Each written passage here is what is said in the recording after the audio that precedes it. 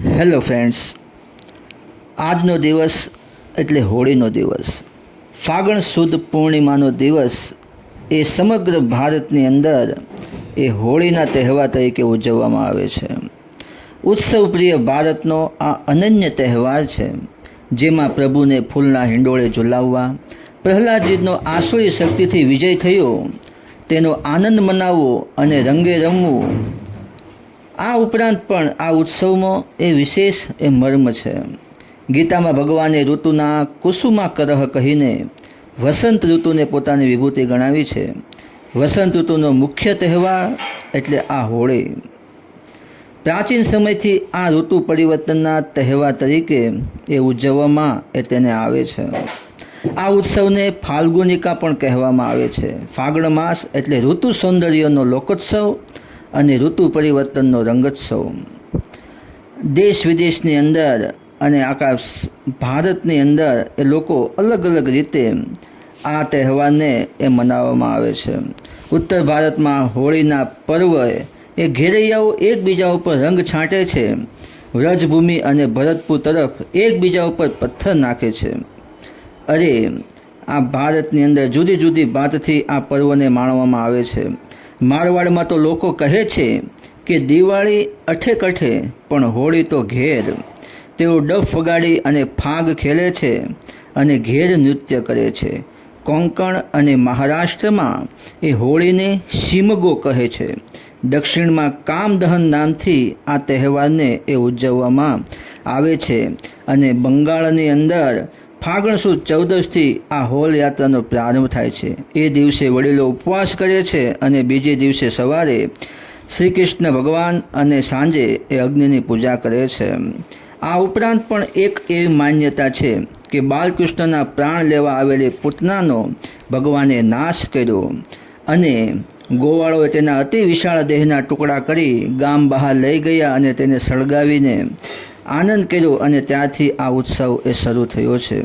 ગોપીઓ પણ ભક્તિથી કામ બાળ્યો ત્યાંથી હોળી પર્વ શરૂ થયો એનો પણ એક મત એ પ્રચલિત છે. પણ અતિ પ્રચલિત કથા એ પ્રહલાદજીની રહેલી છે.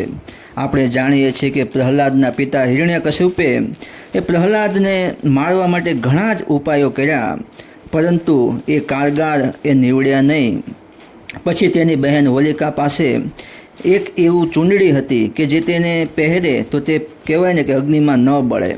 તો તેના ભાઈને કહ્યું કે આ પ્રહલાદને મારા ખોરામાં બેસાડી દો અને ફરતી અગ્નિ સળગાવો તો આ પ્રહલાદ એ જરૂર એ મરી જશે.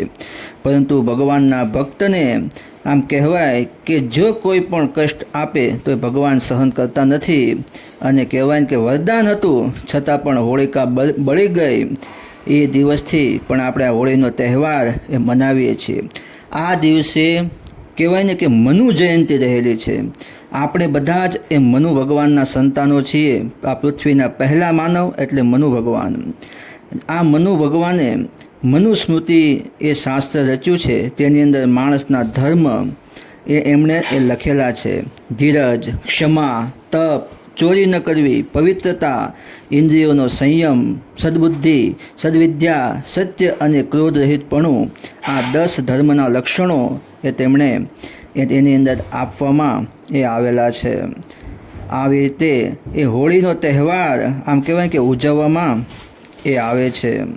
જો અને બીજો દિવસ એટલે શું, એ હોળીના બીજા દિવસને એ ધૂળેટી તરીકે આપણે ઉજવીએ છીએ.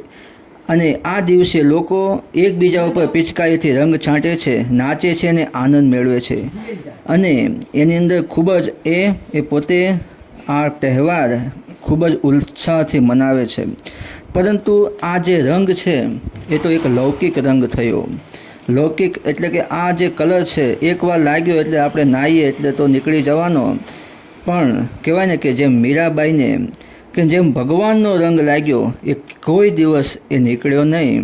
તેથી તો મીરાબાઈએ આમ કહ્યું ને કે લાલના રંગાઓ મેં હરિના રંગાઓ, અપને હી રંગ મેં રંગ દે ચુનરિયા, શ્યામ પિયા મોરી રંગ દે ચુનરિયા.